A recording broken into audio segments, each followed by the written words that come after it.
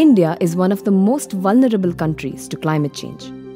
With 1 billion plus mouths to feed, there's been a significant progress in food production over the last few decades in the country. Yet, it continues to harbor a quarter of the world's hungry and malnourished. The scenario is made even more dismal due to climate change impacts over food production. Scientists have projected that by 2050, there will be significant drop. In fact, there are estimates of up to 40% decrease in crop production. So that's a very serious challenge that mankind has to face.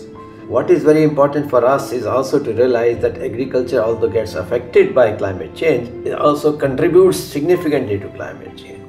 हमारे इलाका में मौसम खराब होने के कारण कभी सुखाड़ कभी दहाड़ आता है, इससे फसल बर्बाद नुकसान हो जाता है। उससे हम लोग अपने परिवार को फसल ना होने के कारण भरण पोषण नहीं कर पाते हैं, इसलिए हमको खेती छोड़ करके मजदूरी करना पड़ता है।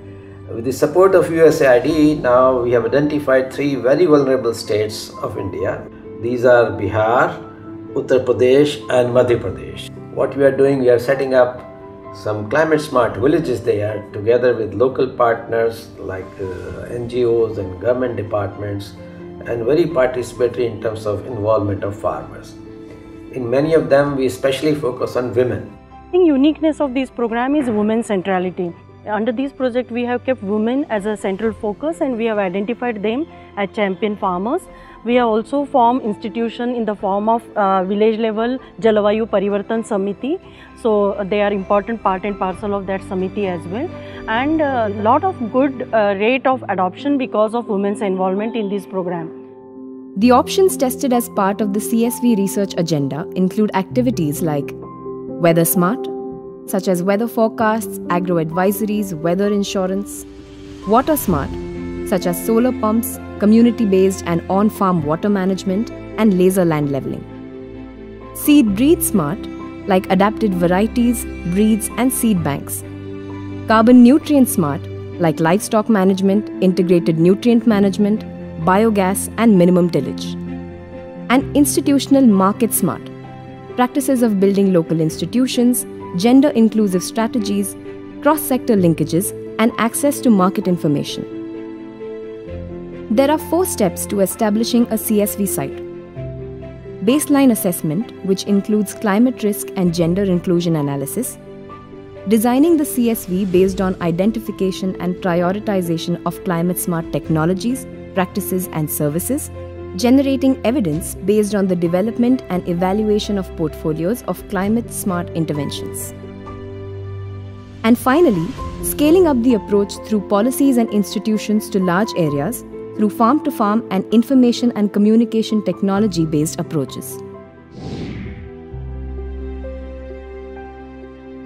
समिति द्वारा जो सोयाबीन बोया है और कुछ बीज हमने घर पे भी रखा था, उसे भी बोया है, तो उसमें परिवर्तन ये है कि जैसे इसमें फूल आ गया है जो समिति द्वारा बोया गया है उसमें, और पौधा भी अच्छा है, और जो बीज मतलब जो घर का है वो उतना अच्छा पौधा भी नहीं है, थोड़ा कमज़ोर है।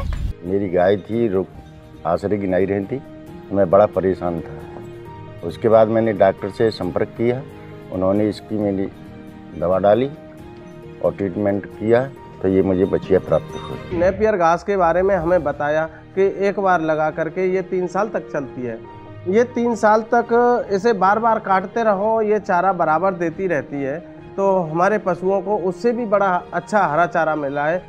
उसके बाद में अजोला को खिला करके हमारे पशु दूध बढ़ गए 2-3 लीटर और उसमें फैट भी बढ़ गई। उसके बाद में फिर हमने अपनी बकरियों को भी खिलाया, तो हमारे सारे पशु स्वस्थ रहते हैं उसे खा करके। हम लोग को तो भैया पहले जानकारी नहीं था, तो हम लोग आपस में सोचे सब बहन मिलकर एक ग्रुप बनाएं और खेती करने के बारे में सब बहन बातचीत किए, चंपा समूह से जुड़े। उसके बाद हम लोग कुछ पैसा उसमें जमा किए।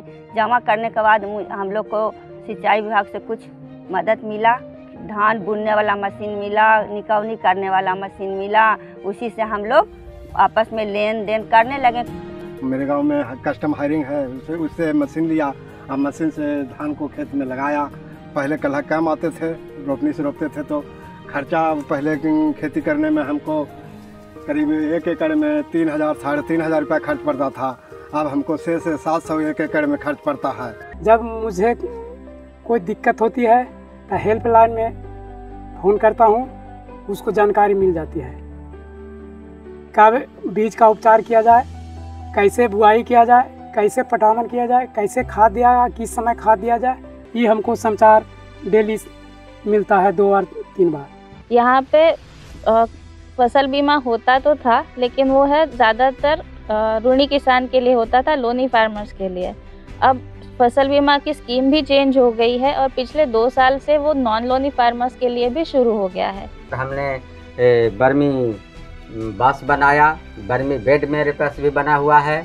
जिस तरह से हम DAP यूरिया देते थे जड़ में, उसके जगह बर्मी बेड वाला जो केचुआ वाला खाद बन के निकलता है उसको जड़ में देते हैं और उससे बहुत लाभ हुआ। सोलर पंप मिला गया है हमें, तो वहाँ से हम लोग सोलर पंप लेकर आते हैं, इसमें 50 रुपये पर डे का देकर, और हमारे खेती के लिए उसे लाते हैं और उसमें हम लोग सिंचाई करते हैं। तो अब अच्छे से हमारी खेती भी हो जाती है और लागत कम लगती है।